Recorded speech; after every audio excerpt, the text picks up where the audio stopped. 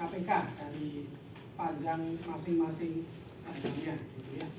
Nah ini kita bisa gunakan untuk mengklasifikasi, untuk ngecek gitu ya.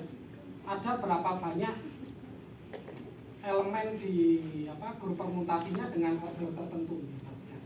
Bisa ambil di contoh 5 gitu ya. Kita punya bahwa ada 5040 permutasi di S7 gitu ya.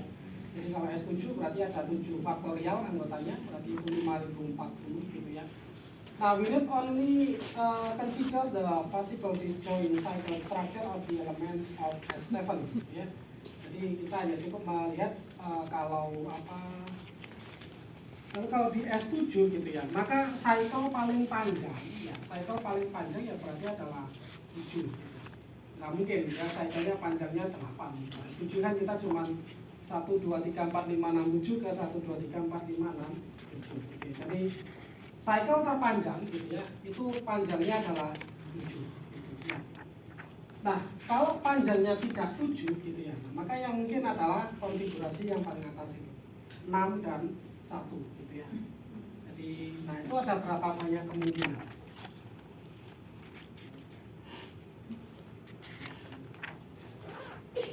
Ada berapa banyak kemungkinan kalau konfigurasinya seperti ini? Ini A1, A2, A3 sampai dengan A6. Kalau yang cycle panjangnya 7 kan ya sudah, cuma ada satu kemungkinan Pak. Itu yang 1, 2, 3, 4, 5, 6, 7 gini ya. Ada lagi nggak? Ada. Oh iya. 7 sama 6 nya saya tukar gitu ya. Jadi ada berapa banyak kemungkinan? Apakah 7 faktorial? 6 faktorial. Apakah 7 faktorial?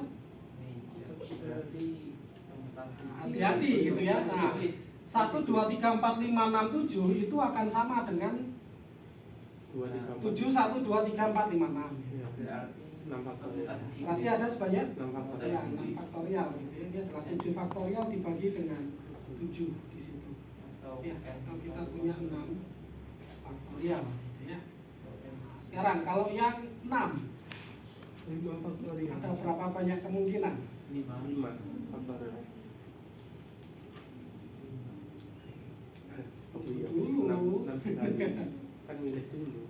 Ya, kita harus milih dulu kan kita punya 7 gitu. Yang mau kita pilih adalah A1, A2, A3, A4, A5 dan A6. 7 6 kali 5 faktorial. Jadi ada berapa banyak? 7 kombinasi 6 kali 5 faktorial. Kalau saudara bingung pakai aja cara kuno ketika saudara belum kenal permutasi dan kombinasi gitu. Ada berapa? Kalau saya ngisinya dari A1 dulu, A1 punya berapa banyak kemungkinan? 6. A1 ada berapa banyak kemungkinan? 7. A2? 6. Ini 5. Seterusnya sampai ini ada 2. 2 gitu ya. Kemudian kita bagi dengan 7. nah tadi kan 1, 2, 3, 4, 5, 6 ini akan sama dengan 6, 1, 2, 3, 4, 5 gitu. Bagi dengan berapa? 6. Ya, kita bagi dengan 6 gitu ya. Dan seterusnya ya. Oh ini berarti berapa? Ya kalau mau ya berarti 7 kali 5 faktorial gitu ya di situ ya. Kemudian yang konfigurasi kedua, kalau tidak seperti itu maka yang mungkin adalah 5 dan 2 gitu ya. Jadi cycle dengan panjang 5 dikomposisikan dengan cycle dengan panjang 2 gitu ya berarti. Ya, nah itu ada berapa banyak kemungkinan? Kalau 5 dan 2 7 dikali 3 kali 5 ya, tinggal perhatikan untuk yang 5 itu kan sebenarnya kan saudara tinggal 7 permutasi 5 ya. Ya nggak sih? ya. Urutan kan dipentingkan tuh di situ ya. Ya, berarti 7 permutasi 5. Tinggal kita bagi dengan 5. 5. gitu ya. Yang belakang Di belakang enggak. Tetap dihitung 1. 7 permutasi 2. Kan dihitung 1. berarti dikali 2 per 2. Yang belakang 2 per 2. 2 per 2 per 2. 2 per 2 per 2. yang belakang Cuma 1. ya sudah ya cuma ini doang gitu kan ya. Iya. Yang dua belakang perlu dihitung nggak? Nggak perlu di situ ya. Bisa. Sudah bisa dihitung. Jadi cukup 7 permutasi 5 dibagi dengan 5. Saudara kapan dapat matematika diskrit itu kapan? Sekarang. Atau semester ini? Sekarang. Semester ini dengan siapa? Pak Pur. Apalagi dengan Pak Pur. Jadi pasti sudah yang lebih complicated lagi yang saudara bahas kalau dengan Pak Pur. Apa? Sudah sampai apa? GF sudah GF. Generative Iya. function sudah ya. Sampai itu. Sudah sampai situ. Ini lebih elementer lagi itu problemnya. Ya. Kemudian yang mungkin lagi adalah 5 kemudian 1 di situ. Ya, artinya ya memang yang cycle cuma panjangnya 5 di situ. Ya. Dan seterusnya. Gitu ya. Jadi tinggal dicek kalau di situ 43 ya berarti cycle panjang 4 dengan cycle panjang 3. Nah, kalau itu dihitung nanti 3 yang belakang gitu ya. Kalau ini kan karena apa yang 2 ini ya, karena kan kita punya AB ataupun BA ini kan sama gitu ya. Kalau makanya tidak dihitung. Nah, kalau yang 4 dan 3 hati-hati gitu ya, jangan tiba-tiba yang 3 tidak dihitung. Itu di situ dihitung yang di situ ya. Jadi seperti itu ya. Berarti kemungkinan ordernya ya berarti adalah kalau nggak 7 gitu ya, 6 ini adalah 10 gitu ya ordernya, berarti ini ordernya adalah 5, 12, kemudian 12 ini 4, 4 ini 4 juga ini 3 6, 6 6, 3, 2, 2 1. Jadi sebenarnya tidak ada gitu ya elemen di S7 yang berorder 13 ya ada. Ya, jadi karena kita sudah ngelis kemungkinan struktur cycle-nya ya cuman kalau nggak 61, 52, 511, 43, 421, 411 gitu ya. Dan seterusnya. Jadi kemungkinan ordernya hanya itu saja yang ada pada S7 gitu. Nah, ini lebih nice lagi dibandingkan dengan yang kenapa kita sebut nice karena ini grupnya kita tidak tahu cyclic atau tidak gitu. Ya, kalau ya harusnya jelas tidak cyclic ya, jelas tidak cyclic. Karena kalau grupnya cyclic dia pasti komutatif gitu ya, tapi ini grupnya tidak komutatif, jadi jelas tidak cyclic. Jadi kita bisa ngecek sedemikian ini gitu. Ya. Itu enaknya permutasi. Nah, minggu lalu saya sampaikan ya yang persegi ya. Bagaimana caranya mengawankan yang ada di diameter ini saya sampaikan ya minggu lalu.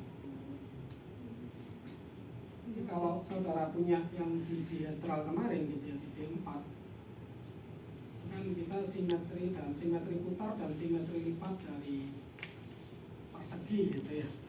Ini kan kemarin kan saya sampaikan bahwa kalau perseginya posisinya seperti ini diwakili oleh permutasi yang 1, 2, 3, 4 ya ke 1, 2, 3, 4 ya.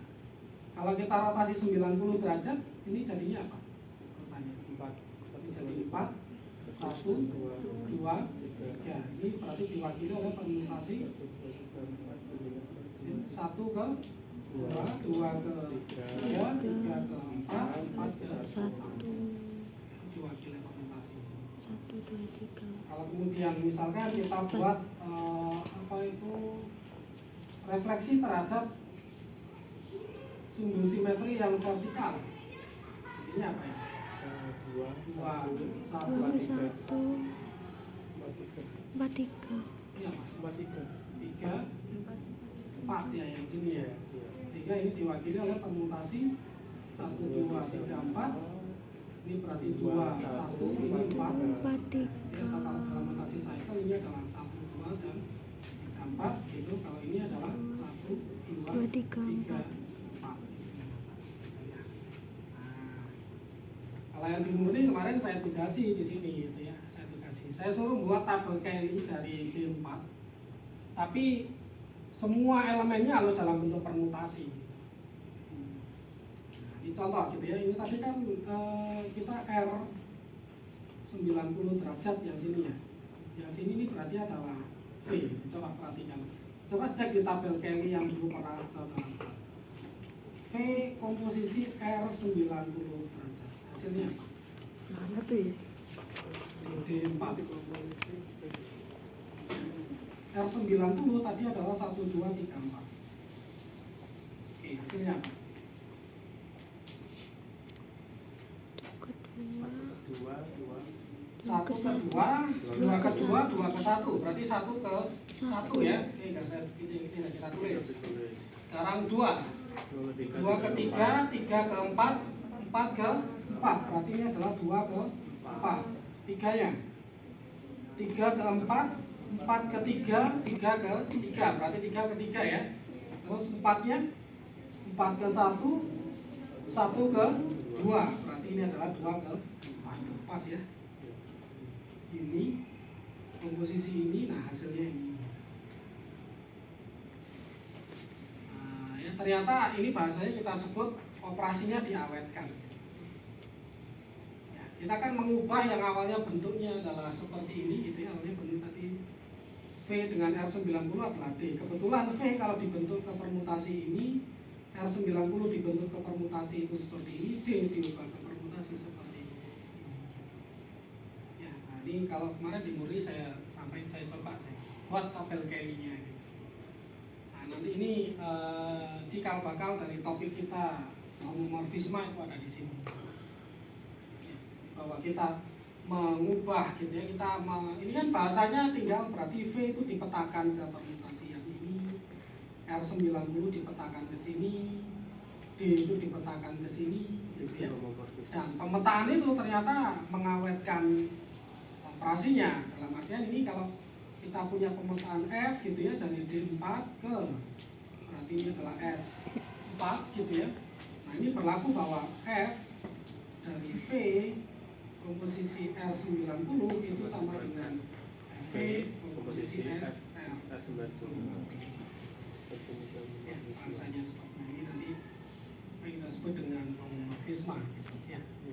Maka nanti ini kita bisa bikin satu kalau homomorfismenya nanti injektif berarti kita bisa bikin isomorfisme gitu ya. Jadi gitu nanti pada endingnya gitu ya, salah satu teorema utama di grup itu dia mengatakan bahwa kalau G ini adalah grup ya, maka misalkan kita ambil yang berhingga gitu ya, jadi G ini grup berorder N gitu ya.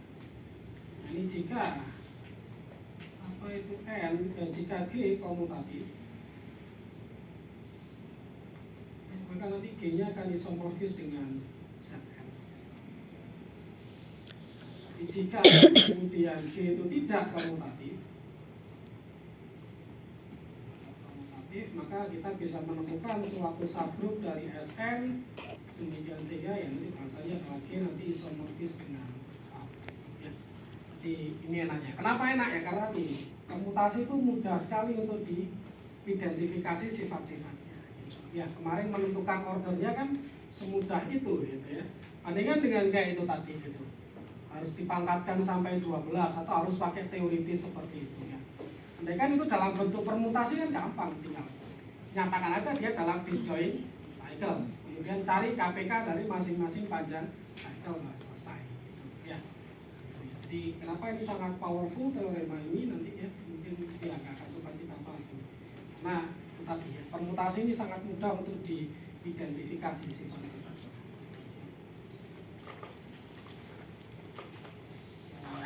Itu tentang ya aplikasinya. Nah, sekarang kita lanjut ke 5.4 gitu. Yang mau ditanyakan untuk teorema 5.4?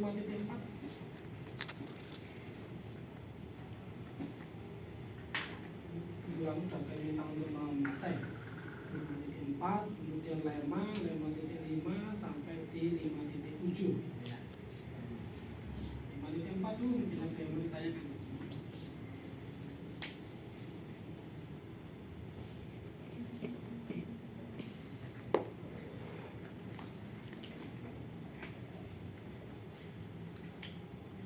cek saudara paham atau enggak dengan teorema matematika. Saya punya permutasi 1, 2, 3, 4, 5, 6.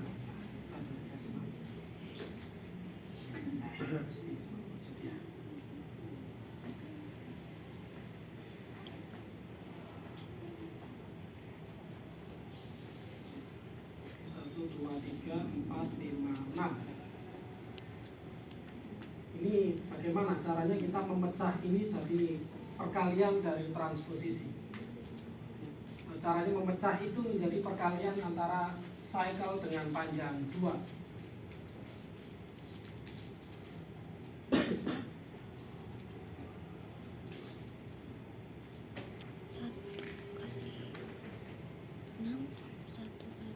Ini permutasi genap atau permutasi ganjil? Ganjil. Ganjil. Kalau saudara baca sudah mudah muncul. Cycle dengan panjang genap pasti merupakan permutasi Ganjil. ganjil. Berarti bisa dinyatakan sebagai perkalian sebanyak ganjil dari cycle dengan panjang 2. Gimana caranya? Sama dengan apa ini? 16, 15, 14, 13, 12. Ini adalah transposisi sebanyak 5 harusnya. Apa? 1, 6, 2, 1, 2 ya Pak. 1, 3, 3, 1, 1, 4, 4, 1, 5, 1, 6. 1. Ya, jadi itu caranya kita mendekomposisi suatu cycle ke perkalian antara transposisi, ya, atau perkalian antara cycle dengan panjang 2. Nggak harus disjoin, ya, ini tidak harus disjoin, ya. Sehingga di sini nih karena ini ada sebanyak ganjil, gitu, ini kan ada sebanyak 5, gitu ya. Nanti kita punya kalau ini adalah sigma, gitu. Nah, sigma adalah permutasi ganjil.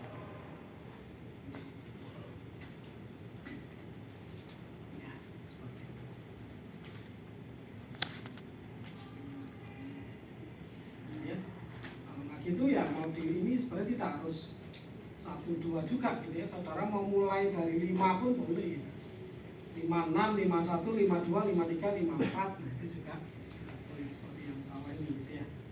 Jadi ya 1, 2, 3, 4, 5 itu bisa didekomposisi menjadi 5, 4, 5, 3, 5, 2, 5, 1. Terserah mau mulainya dari mana. Dan masih bisa juga menjadi sesuatu yang lebih panjang gitu ya, itu 54, 52, 21, 25, 23 dan 113 itu juga bisa didekomposisi menjadi seperti itu ya.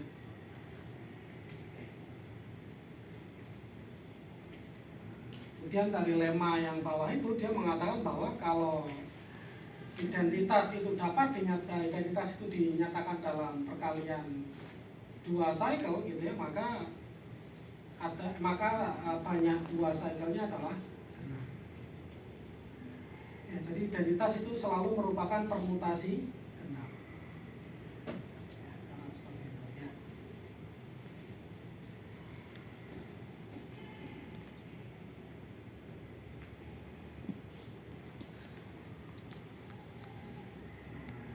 Kemudian kita lengkapi dengan teorema 5.5 gitu ya.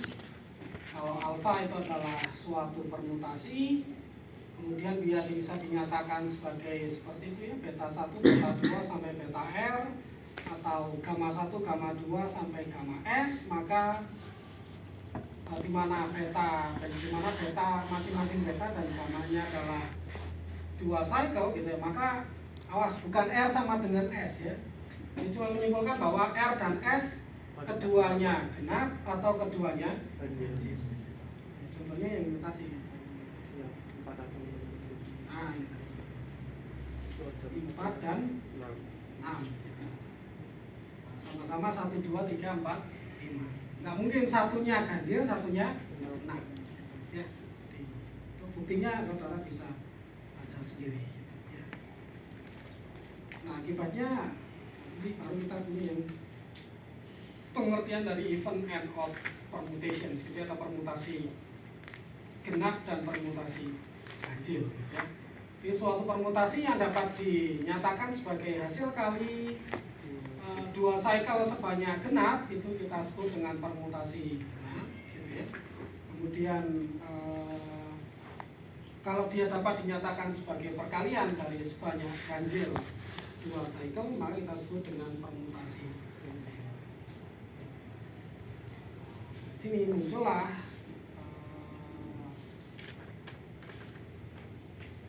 ya, dari sini saudara bisa dengan mudah gitu ya ngecek ya bahwa kalau sini adalah A1, A2 sampai AN gitu ya. Ini kan berarti kalau kita dekomposisi menjadi dua cycle yang paling mudah kan ini A1, A2, A1, A3 sampai dengan A1, A. Di sini ada berapa banyak anggotanya? Nah, di sini ada sebanyak N-1. Sehingga kalau N-nya genap,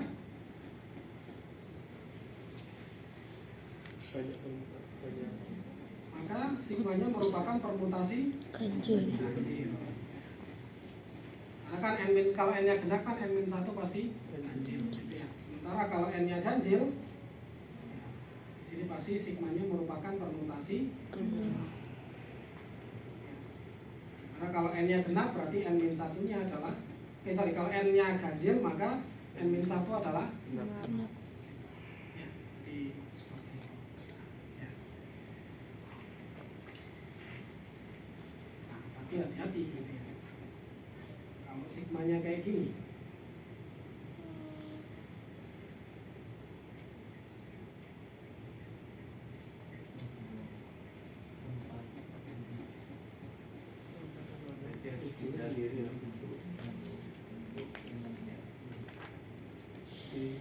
Cari ordernya. kita bentuk jati panjang dulu. Order. Nah, perlu kan ini sama dengan 13, 14, 15, ini 26, 28. Ini sigmanya di sini 5 ganjil. gitu ya. Ya. Sekarang jadi pertanyaan saya coba, kalau saya punya sigma adalah permutasi ganjil,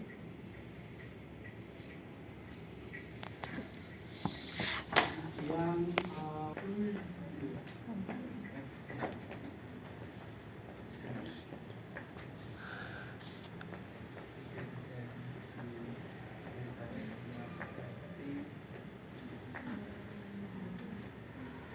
permutasi apa? Permutasi ganjil ya. Kan gampang kan, sigmanya tinggal dijajar sebagai katakanlah alfa 1 sampai alfa m, kemudian deltanya kita jajar jadi beta 1 sampai beta m gitu katakanlah ya. Dimana alfa dan betanya itu masing-masing adalah transposisi atau dua cycle ya. Tapi kalau sigmanya ganjil berarti kan n-nya adalah ganjil gitu ya. Kalau deltanya genap berarti m-nya adalah ya. Kalau komposisi antara permutasi ganjil dan permutasi genap akan menghasilkan permutasi ganjil ya. Kalau ganjil dengan ganjil genap ya, genap dengan genap, maka kita sebut sebenarnya konsep tentang, makanya namanya permutasi ganjil dan permutasi genap gitu. Karena sifat paritasnya mirip dengan yang ada pada bilangan bulan.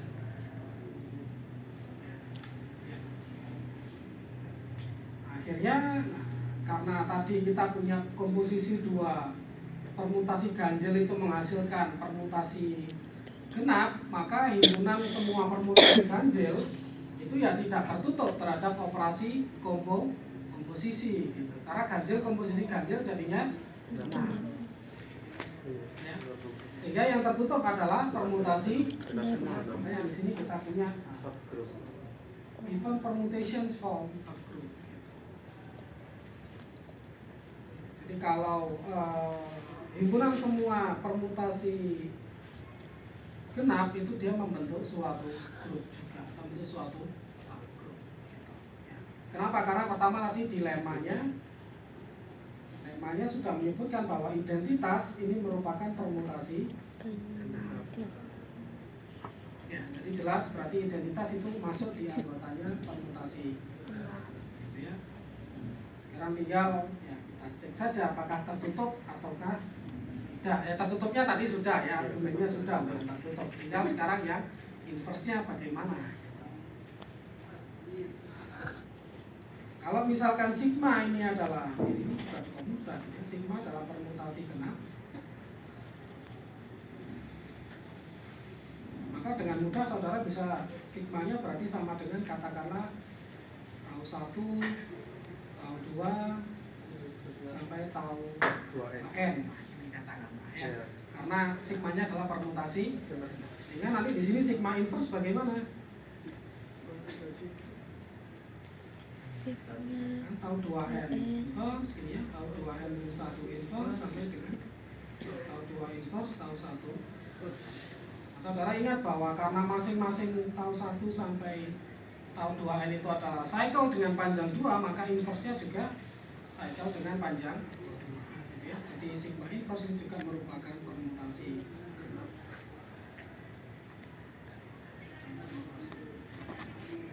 Ya, tentunya bahwa himpunan semua permutasi kita itu merupakan subgroup dari grup permutasi. Ya. Kita simbolkan dengan AN gitu ya, dan kita sebut itu sebagai alternating group gitu ya. Disebut dengan alternating group. Teorema 5.7 ini yang lebih penutupnya bahwa anggota dari AN itu pas setengah dari anggota dari SN. Jadi SN itu pas benar-benar dibagi jadi dua bagian gitu ya. Yang setengah adalah permutasi ganjil, yang setengah lagi adalah permutasi.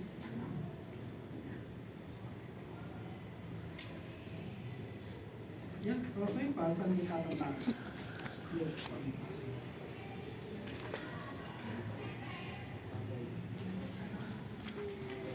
Ya, ini kalau saudara mau mencari ya, berapa banyak apa saja sebenarnya yang permutasi genap gitu. Kalau di S 4 ya. Mungkin baru identitas, kemudian cycle dengan panjang 3 gitu ya, sama komposisi dari cycle dengan panjang 2. Kita cuma itu aja kan nantinya mungkin ya. Sebanyak 2 kelas di sini.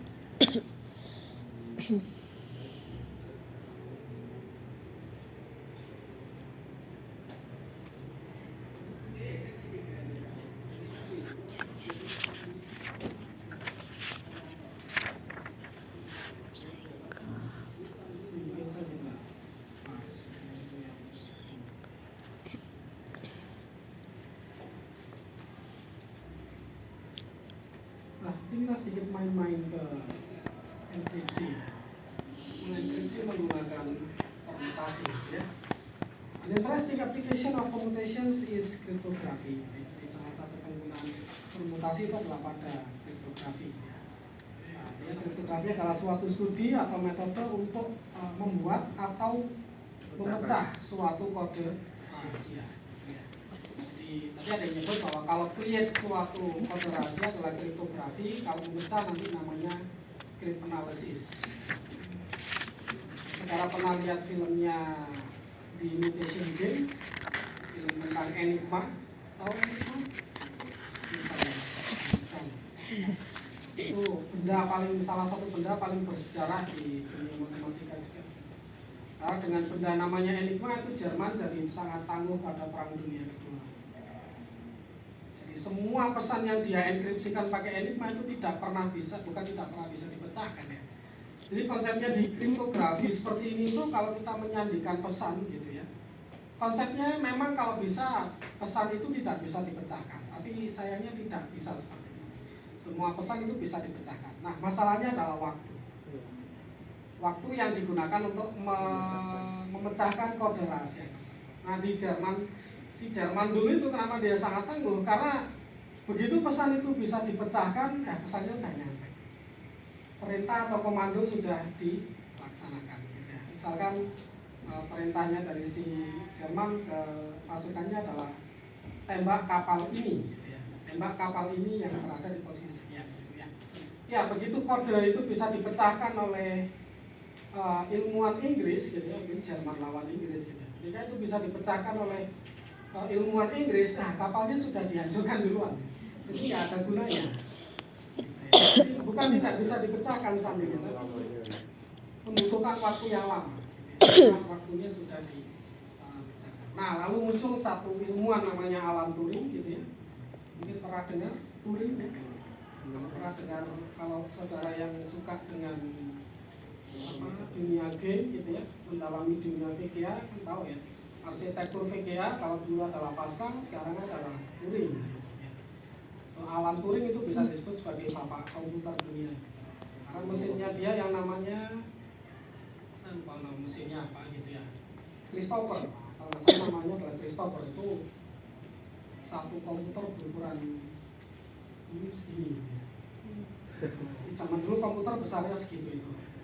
Nah, melalui itulah akhirnya Enigma itu bisa dikalahkan gitu ya. Karena dia pemikirannya satu gitu. Enigma itu mesin gitu. Dan dia bilang kayaknya mesin cuma bisa dikalahkan oleh mesin juga.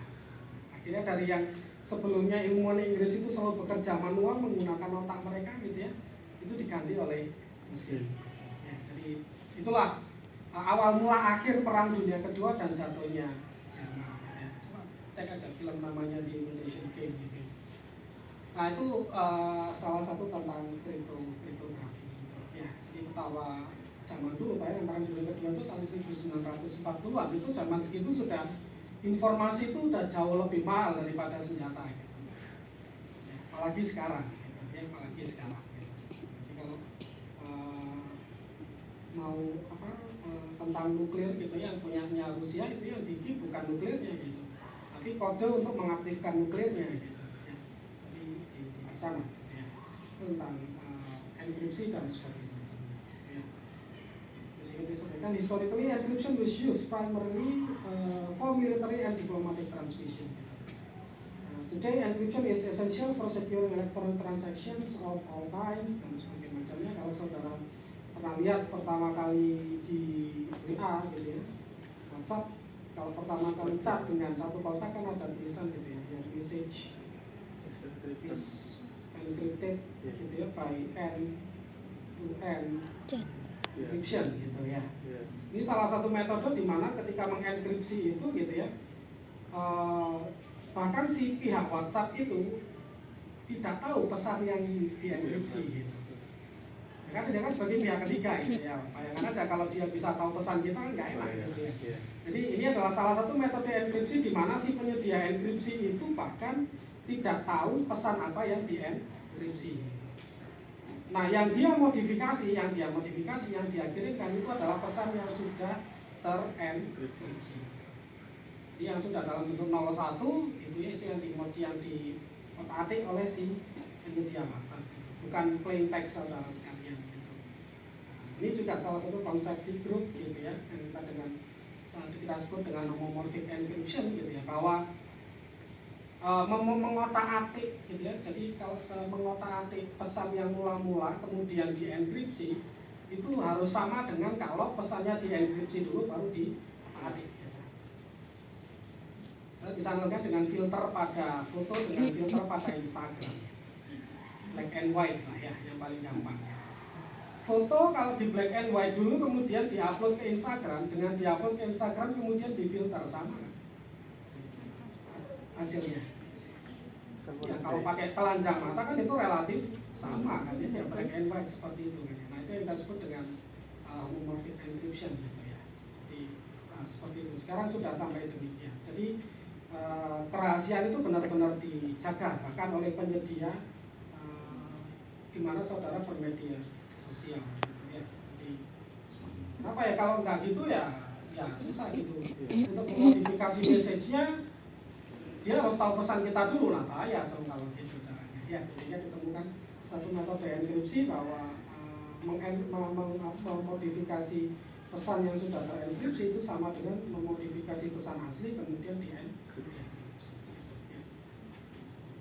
Jadi seperti itu. So, cryptography is what allows you to have website safely gitu ya. Jadi kriptografi itu adalah yang membuat saudara aman ketika membuat website atau mengunjungi website gitu ya, atau receive your credit card number gitu ya, termasuk PIN ATM, kemudian nomor yang ada di kartu ATM gitu ya, itu ya semua kriptografi gitu. Karena semua informasi tersimpan di sana dan itu terenkripsi dengan aman gitu ya. Cryptographic schemes prevent hackers from charging calls to your cell phone account gitu ya. Dan among the first known crypto system is the Caesar system gitu. Jadi zamannya Julius Caesar itu sudah dipakai gitu. Ya zamannya Julius Caesar itu sudah dipakai zamannya gitu.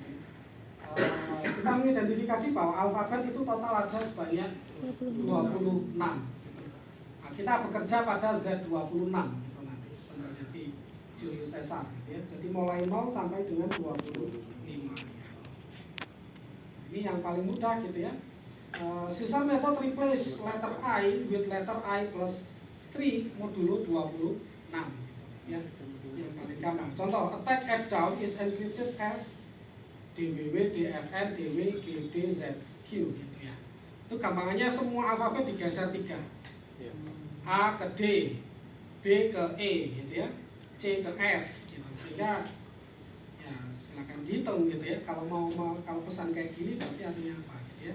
Nah, untuk mendekripsi gitu ya. Jadi kalau proses dari attack and down ke menyandingkan kita sebut mengenkripsi. Tapi kalau dari pesan enkripsi ke pesan ulang-ulang kita sebut dengan dekripsi gitu ya. To decrypt the message, one replace letter I with letter I minus 3 gitu. Ya, inverse-nya gitu. Jadi kalau tadi enkripsinya kalau ditambah 3 ya sudah. Dekripsinya tinggal dikurangi dengan 3 gitu ya. Nah ini, any permutation can be used as cipher gitu ya. To use the permutation alpha sama dengan 1, 2, ini 1, 2, 3, 4, 3, 4, 2, 1 to encrypt the message attack at down gitu. We first break the message up into blocks of 4 letters. Jadi kalau tadi kan cuma digeser aja hurufnya tuh. Nah sekarang si attack at down itu dipecah menjadi blok yang masing-masing terdiri dari 4 huruf ya. Ini masih A, ini CKAT, ini jadi down seperti ini. Kemudian this has the added advantage of this increasing the length of each word, which makes making the code more difficult. Jadi kita tidak tahu panjang message-nya gitu sebenarnya. We then reorder the 4 letters in each block in the same way alpha reordered in the integers 1, 2, 3, and 4. That is, gitu ya. The first letter is put in the third position. Kenapa? Karena 1 itu dipetakan ke 3, 2 dipetakan ke 4, 3 ke 2, 4 ke 1. Gitu ya. Jadi kita punya A yang pertama berarti dia nanti pindah ke sini. Gitu. Ya, kemudian yang 3 pindah ke 2 ya tetap ke sini gitu ya. 2-nya ke 4, ini ke sana, ininya ke sana. Sehingga menjadi A, T, A, T di situ ya. Kemudian CKAT jadi TACK dan DAWN jadi NWDA. Nah, untuk mendekripsinya bagaimana? Ya kembali kita gunakan inverse-nya gitu. Kalau di permutasinya adalah 1, 2, 3, 4 atau ini adalah nyatakan dalam bentuk cycle ya. Nah, ini berarti cycle-nya berapa? 1, 3, 2, 4. Ya, maka nanti inverse-nya itu adalah 4, 2, 3, 1. Itu adalah inverse-nya gitu ya. Kita gunakan inverse itu untuk kita kerjakan pada yang ini. Ya, jadi invertible gitu ya. Jadi kalau ke sana saja bisa dienkripsi, nggak bisa didekripsi ya percuma. Ngapain gitu ya? Itu bisa kita bahasanya bilang pesannya bisa digembol tapi gembolnya nggak bisa dibuka gitu ya. Gimana yang pihak teman kita mau ngakses pesannya ya percuma dong kalau gitu ya. Jadi pastikan bahwa dia bisa dienkripsi tapi dia juga harus bisa didekripsi gitu ya. Dan seterusnya ya. Kalau ini masih termasuk kriptografi yang mudah. Kenapa? Karena ini tidak akan digunakan gitu ya di suatu sistem. Kenapa? Karena ya terlalu mudah mendekripsinya gitu ya. Nah, yang Julius Caesar tadi ya cuma tinggal dikurangi 3 doang. Yang ini tinggal kalikan dengan inverse-nya doang. Gitu ya. Nanti kita punya satu istilah yang kita sebut dengan one way function dalam kriptografi gitu ya, one way function gitu. Jadi suatu fungsi f dari himpunan a ke a gitu ya, ini invertible gitu. Untuk menghitung fungsinya itu mudah, tapi untuk menghitung inverse-nya susah. Contoh one way function itu adalah mengalihkan bilangan prima. Saudara kalau punya bilangan prima segede apapun, dikalikan gampang, loh. Iya. Coba dibalik. Iya, dari perkalian bilangan primanya. Ini kalau dipecah jadi bilangan prima gimana? Susah kan? Iya. Itu salah satunya gitu ya. Salah satu yang kemudian nanti mendasari dalam kriptografi yang kita sebut dengan metode RSA gitu. Ya, bukan rumah sakit Saiful Anwar. Kita sebut dengan RSA gitu ya. Jadi bahkan menghitungnya mudah gitu ya. Jadi kita gunakan dua bilangan prima yang sampai sekian gitu ya. Kemudian dikalikan, kemudian diapakan gitu. Untuk mendekripsinya itu agak susah. Ya. Ini salah satu contohnya. Ya. Contoh yang kedua menggunakan Rubik gitu ya, tapi Rubiknya tidak saya pas gitu ya. Seperti ini gitu ya. Kemudian ada check digit chain gitu ya, skema untuk check digit menggunakan D5 dan sebagainya macamnya gitu ya. Ini bisa saudara baca sendiri, nanti yang ada di duit gitu ya. Check digit kayak gitu itu maksudnya seperti apa, itu pakai permutasi. Nah, yang mau saya tunjukkan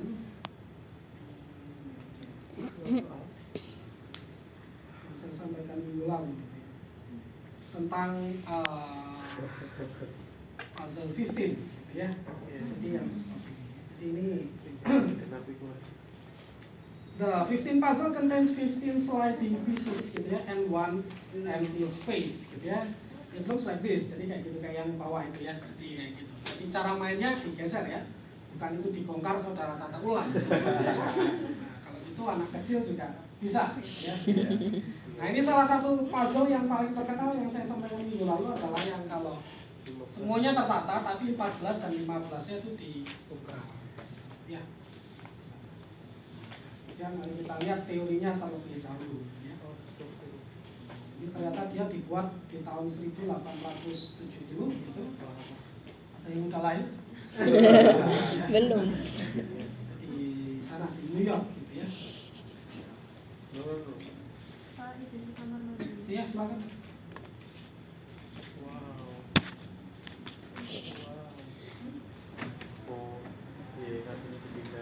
Oke, kita lihat definisinya terlebih dahulu.